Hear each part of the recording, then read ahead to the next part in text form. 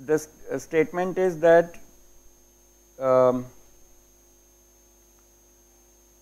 SU2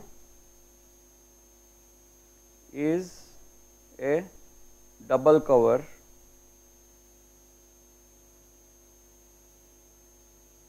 of SO3. SU2 is simply connected.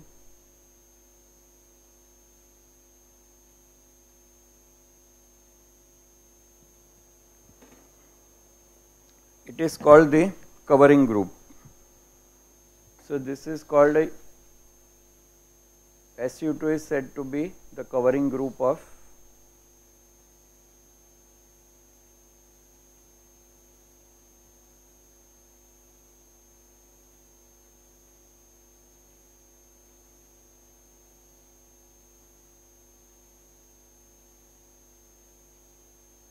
SO3, and the idea of covering group always is that it has to be simply connected. So sometimes this is also called universal covering group.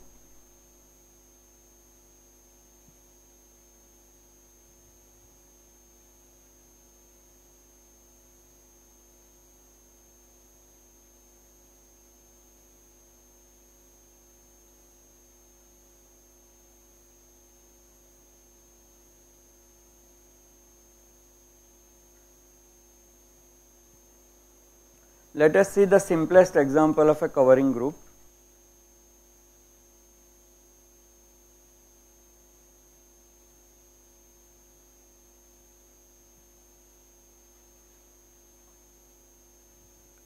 Consider the abelian group e raised to I theta.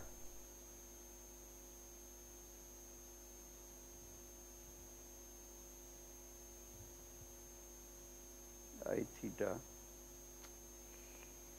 This pen is not good.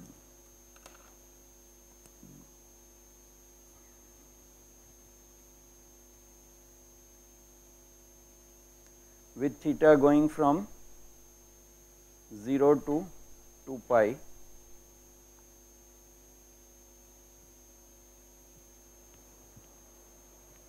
So this is like the unit circle, and under multiplication so theta and theta is mod 2 pi.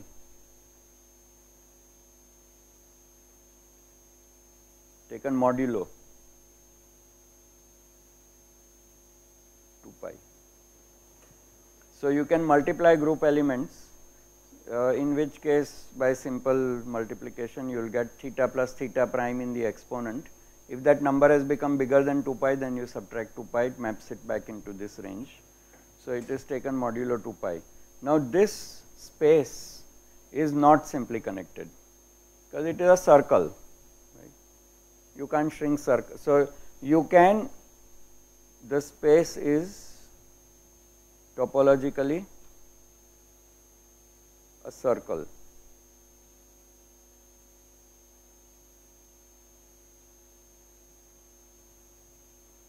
Called S1 by topology people. S is reserved for circles, for what reason I don't know, but it's S. And that 1 is the dimensionality of that space. So it is a one-dimensional sphere. Circle is not simply connected, it has two classes of loops. Actually, it has many classes of loops.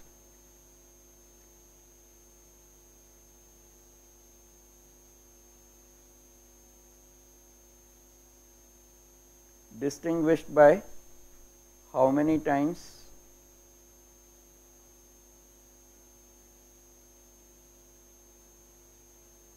Actually, I am sorry, okay, as far as this is concerned, it is a circle and only one copy of it. It has two classes of loops. Distinguished by whether they are, so I can take this circle, class 1 starts from here, goes back, goes forward, goes back, goes forward, goes back, goes forward, and comes back to this point. So this is category 1. I can just keep going zigzag back and forth, do a random walk without actually going around the circle. Then such a walk I can always shrink to a point. But the class B is which starts from there, do whatever else you want here, but eventually you go around and then end up here. So this is category 2 loop class. That one you cannot shrink to the first type because you have gone all the way around, and once you have ended, this was the question for the circle also, you start from this point, and if you come all the way around and reach here, that forms a closed loop. Now that loop, if you are allowed to make the beginning and end point disjoint, then of course no magic is left, but the point is that they are connected in the end, makes the closed loop, and then there is no way of shrinking it. So there are two classes of loops and they are distinguished this way.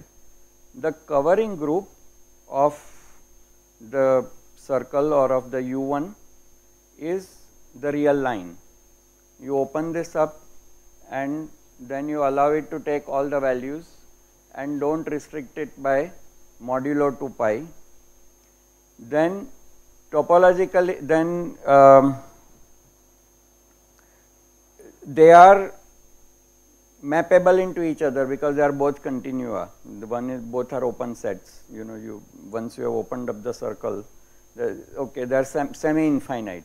So it gets mapped onto a semi-infinite line, but you take the whole line to have universality. You take the whole line, but once you open the circle and make it into a piece of the, so what one can say is the real line is an infinite cover, not just a double cover. The SU2 was a double cover, it's only exactly twice as many points. There are 2 to 1 mapping.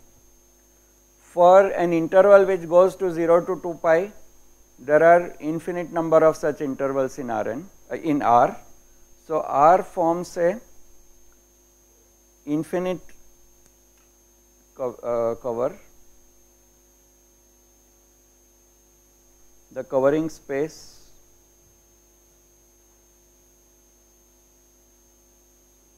is R taken as a group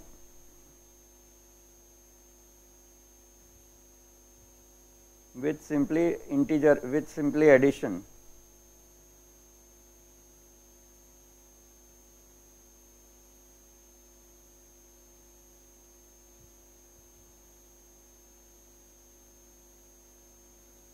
So R provides an infinite cover.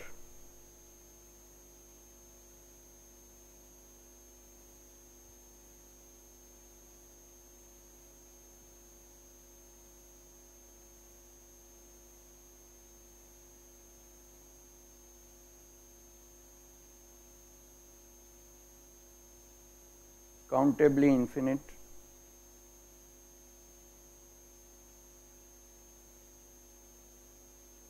Copies of the interval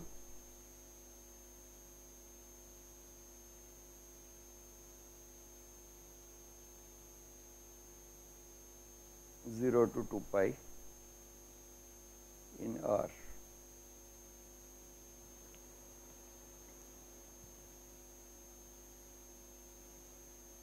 But it is a simply connected set. R does not contain any unshrinkable loops.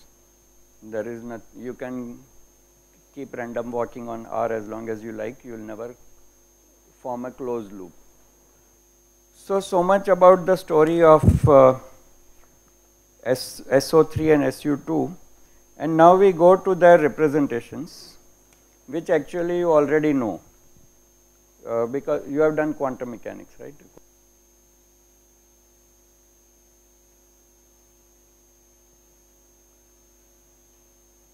Now to find the representations, there is this standard trick, you use the algebra. So remember we have, and I will use for the time being the J notation, the complex notation, because in both tau and L algebra fall in the same class.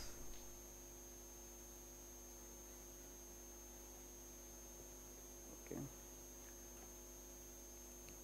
One can convert this into, so now suppose we choose a vector space such that, and we choose the eigenvalue of J3 to be the basis. So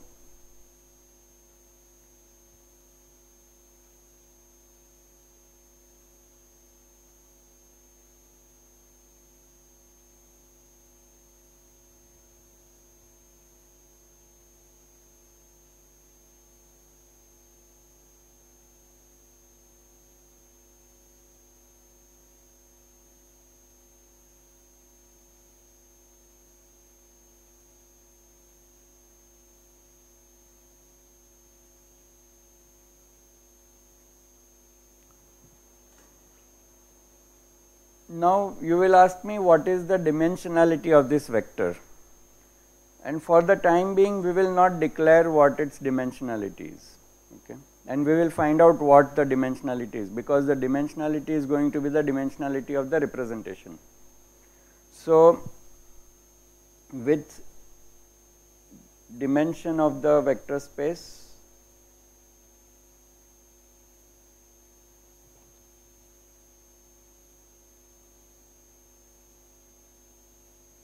to emerge later,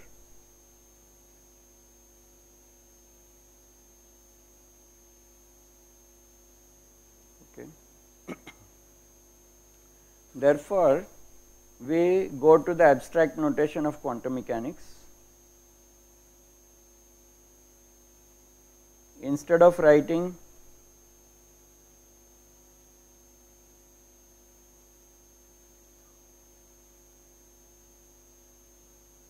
Jz V equal to mjz, m times V, that is the eigenvalue equation, where we had the I do not know how big a column vector this is, okay. But what I will do is instead use the quantum mechanics notation.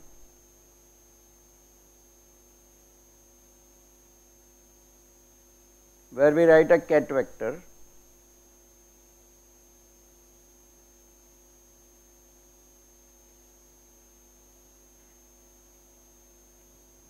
and this causes a little confusion, but the point is the vector V we write as an angular bracket like this, and its label is exactly the same as the eigenvalue it has corresponding to Jz, that is the notation. And so we are not going to write its components. This is in fact abstract notation of this type, but here the vector is labeled by its eigenvalue with respect to Jz. Now we construct J plus and J minus.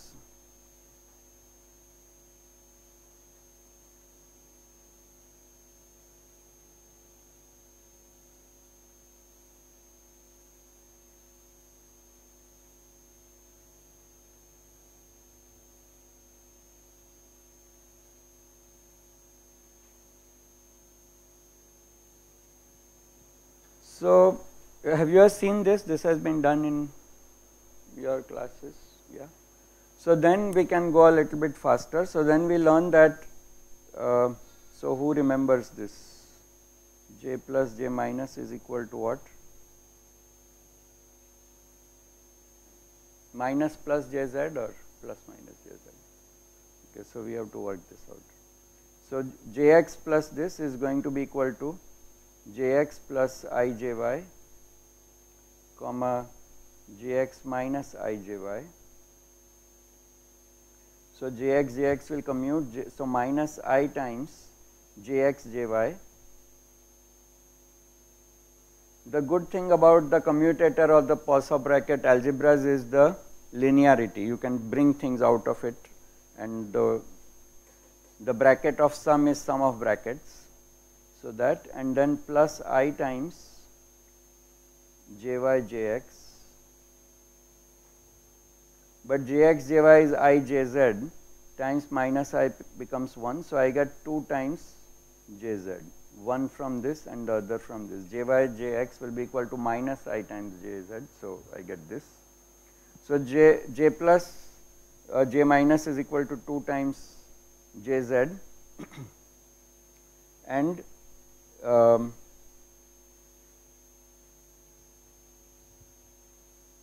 j plus or minus,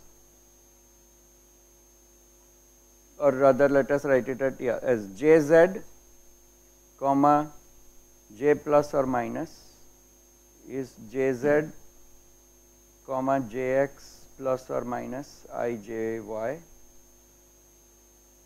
that is equal to, that is going to be jz jx is minus I times jy and plus minus I times jz, oh I am sorry, so zx is just y plus I, and jz jy is going to be minus I times jx. So what is this coming out to be now? So we take out plus minus sign, there is this I of course, so it is plus minus I times, okay, plus minus I times j z jy which is equal to minus I jx, so there is another I over here. So that makes, this is a plus 1, so if I take out plus minus, it becomes jx, and because I take out plus minus I get minus plus ijy, which is equal to plus or minus j minus or plus. We agree with this, I times jy, then plus minus, which was just the sign here. So let me put plus minus I times jz jy is minus I jx. So that is equal to I times jy, and minus I and this I, unsigned I, put together becomes plus 1. So plus or minus jx. So I take out plus minus out, jx, and having taken plus minus out of this, I get minus plus I times jy.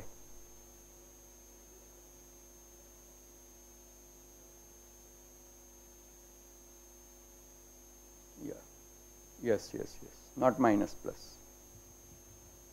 Good.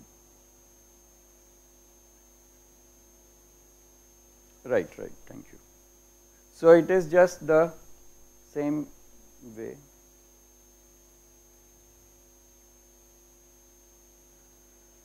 Good. So we summarize this by these two things, and I am now trying to wonder if I was supposed to put a square root 2, but square root 2, so to remove this 2, but that 2 is not going to, if I put square root 2's here, then I remove this 2 from here, and the rest of it I'd end up getting a, nothing else would change, right? So we have concluded that thus j plus comma j minus equal to minus times j minus j plus is equal to 2 times jz, and jz j plus minus is equal to plus minus j plus minus. We are sure of all this, right? Yeah, when I take out plus minus sign, that has to also be plus minus sign. Good. So now the statement is that consider the eigenvalue m of Jz and act on it with J plus. Okay. What is this object? To find out what this object is, I hit it with Jz.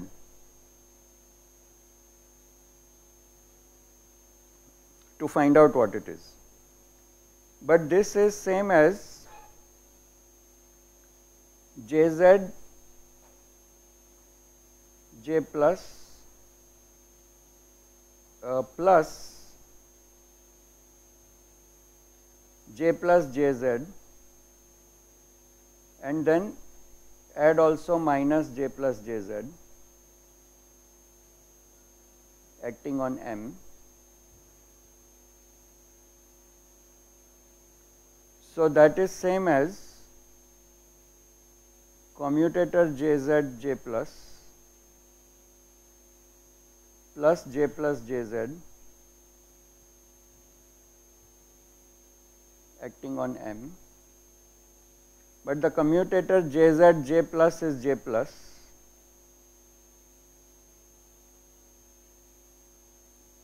into bracket 1 plus Jz on M, right, and just this bracket has just become J plus. There was J plus on the left side of this which I can take out, but then 1 plus Jz hitting M will return M plus 1.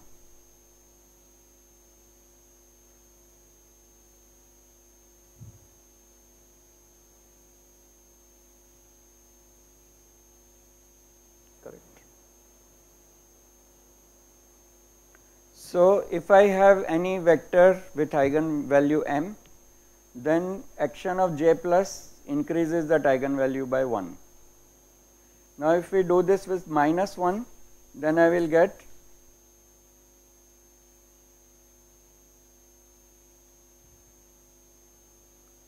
Jz on J minus m will be equal to the commutator of Jz comma J minus plus, so this same logic repeats except that now I have J minus Jz acting on M and Jz J minus is equal to minus J minus.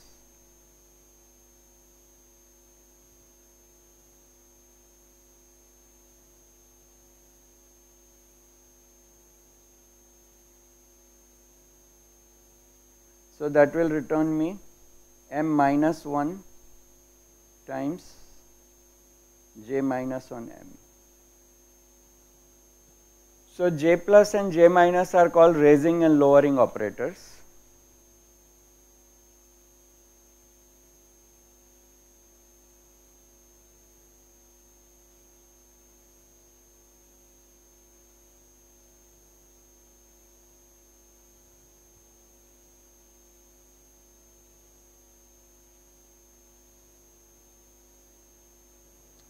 Now the point is that there exists a highest value for this M.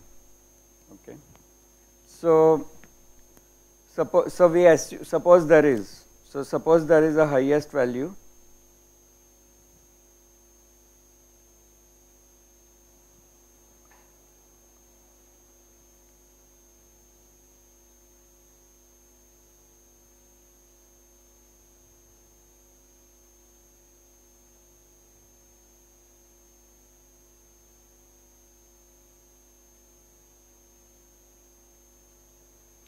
M, by which we just mean, so we call it L, okay, i.e. M takes values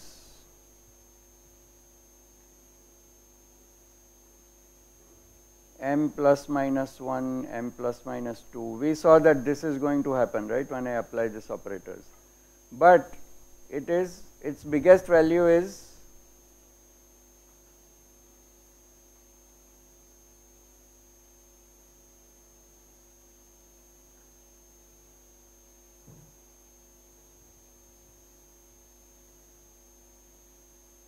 some value L. Then we find that to have this happen, we should require that J plus on this L should be equal to 0. You can't raise any further.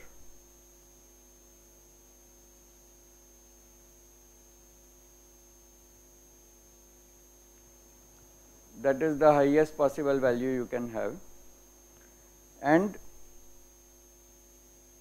if this is true, then by applying J minus to L enough times, we can also check that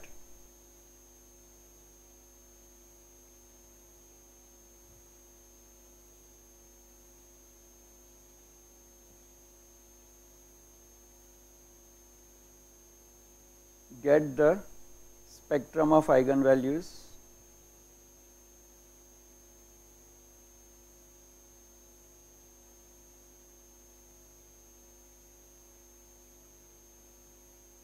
L minus 1, L minus 2 separated by integers.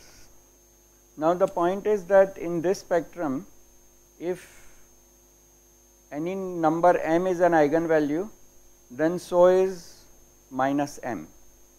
Okay. To see this, one other important point is that, so leave this for the time being. The other important point is that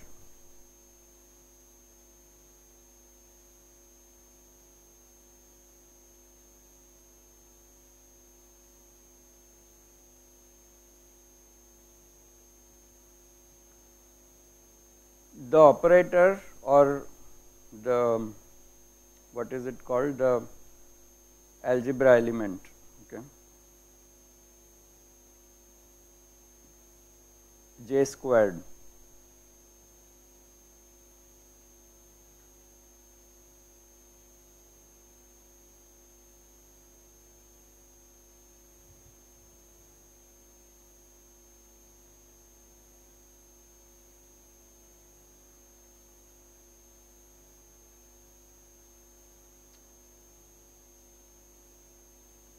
this commutes with all the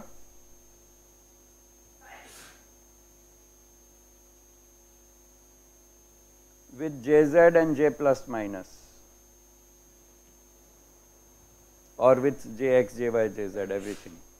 This is easy to see because you start commuting. For example, if you take Jx, J squared, the first term would give 0 anyway and would become equal to Jx times Jx comma Jy squared plus Jx comma Jz square. But remember the rules of this commutator. It means that I can take Jy out, one Jy out on this side,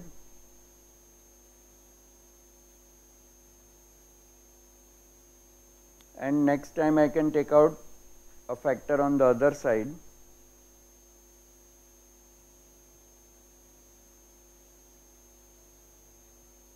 You understand this, right? Because this is two factors, a and b. I can take out a on this side and do this. In the next step I take b out on that side, but here a and b are the same. But I have to remember which side I take out a or b. But this is a very, very important property of the bracket. So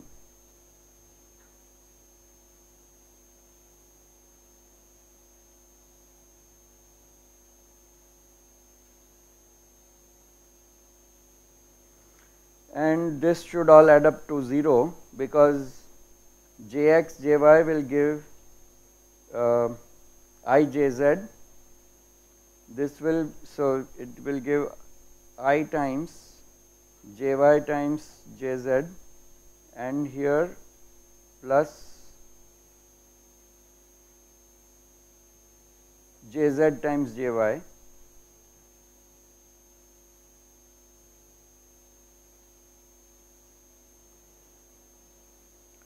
And here we should get xz is equal to minus I, so I will put a minus sign, Jz jy, right, jx jz is minus I jy, so minus, the I is outside, minus sign, and this jz times jy, and from here again minus jy jz, so it is all cancelling, I think, yes, so it is equal to 0. So you can check that each of these gives 0. So this commutes with each of them. By Schur's lemma, as and when these get represented by matrices on any finite dimensional space, by Schur's lemma this J squared must be just proportional to a number times identity matrix, because it commutes with all the elements of this.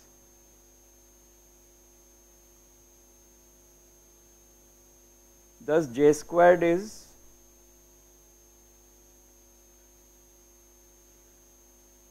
a number times identity of dimension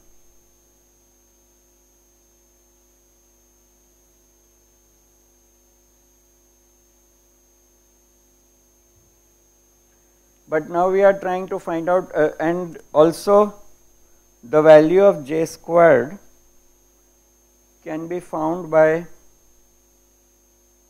writing it out as writing this as Jx, the J plus J minus J plus, this writing these out as product of J plus J minus, and using the algebra again.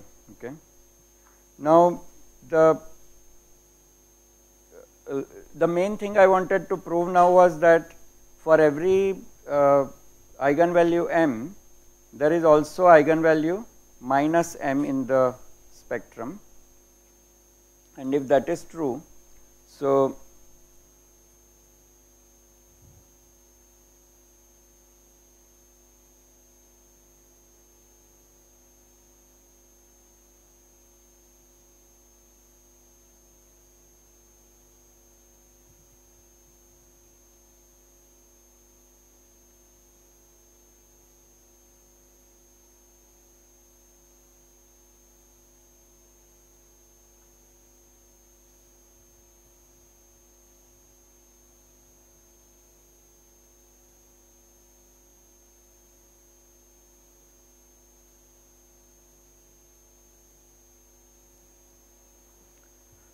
if this is, if we once we prove this, it is clear that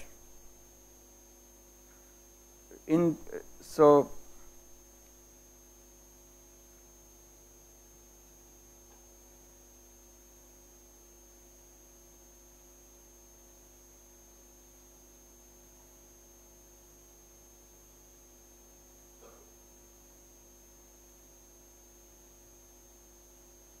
spectrum of eigenvalues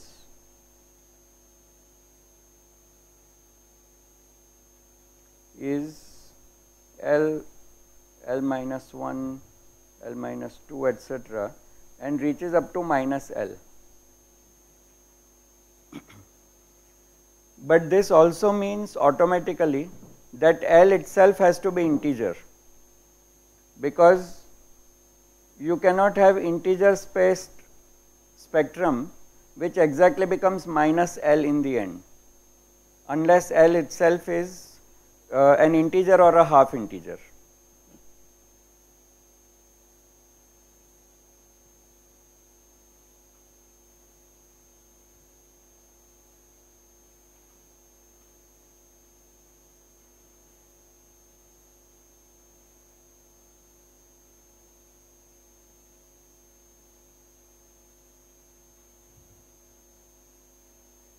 You can see this by, say, drawing the line, and then say I have L here and I have minus L here. I can only go in unit steps. So either I have to have 0 here, or I have to have 0 exactly between these. So either I have to have 0 here. Here I have what, 1, 2, 3, 4, 5, 6, 7. So I have 0 or I have the 0 in the middle, but these are the only two possibilities. There is no other possibility.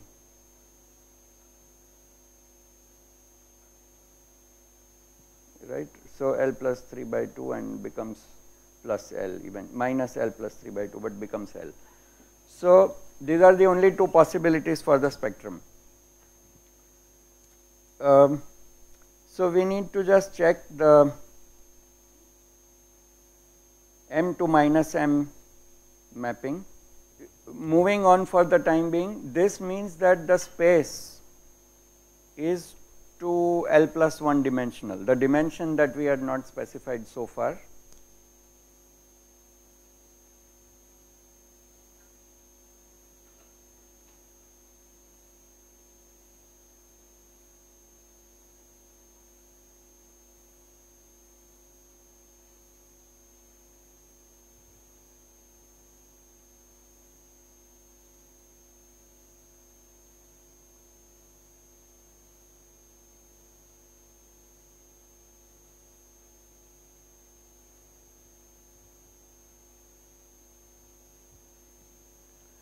Now we will see that if the algebra was really of the L of angular momentum, physically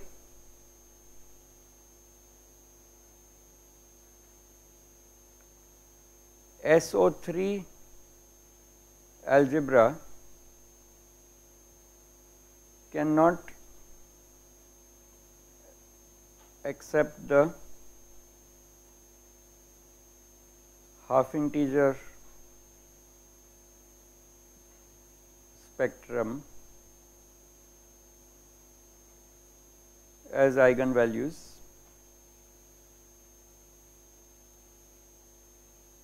because the corresponding representation matrices will be intrinsically complex and you cannot have that in the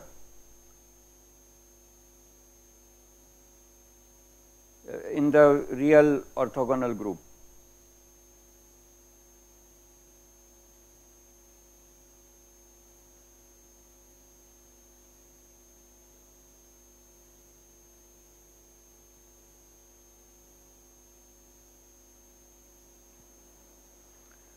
Whereas SU2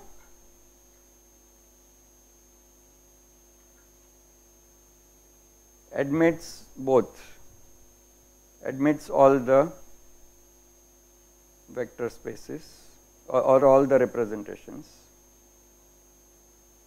Each is of course an irreducible representation, and in quantum mechanics, because we believe in complex vector space,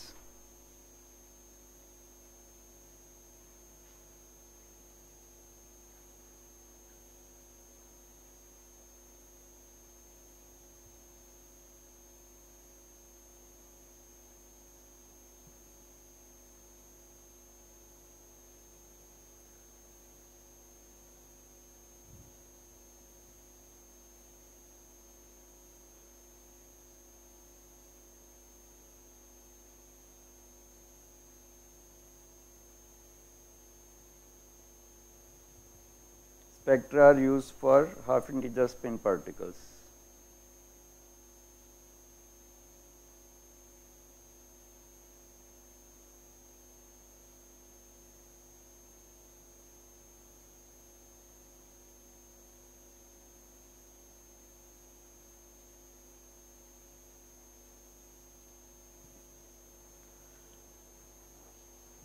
So the representation space of this can be entirely derived from the algebra alone. So we will see that the next thing, two things I want to do is, one is the Lorentz group SO31, and the other is representation on space of functions. So in quantum mechanics we know that, so two topics for the next time.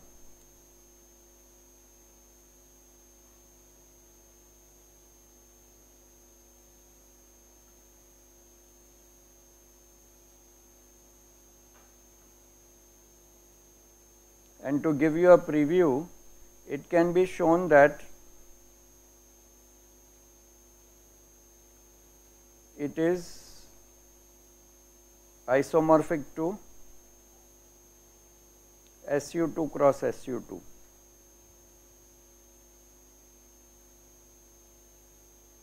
With some inverted commas, okay.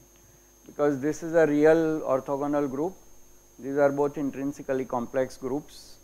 So if you complexify this algebra, then you can actually make it into this. So if the Lorentz group can be made to look like it is two SU2s, then its representations are also all done, okay. And the trick is very simple actually, so we'll come to it next time. So that is one thing, and the other thing is realizing continuous groups on function spaces.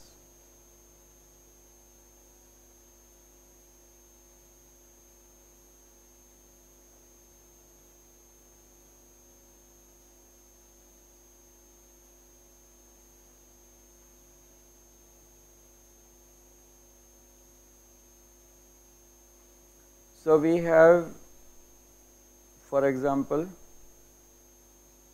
Lz gets represented by minus I d by d phi and minus I d by d phi on e raised to I m phi returns m as the eigenvalue. So e raised to I m phi is a function space realization of the abstract M we were writing, where we represent now the Lz operator as a differential operator. So these are the two things we'll be continuing with next time.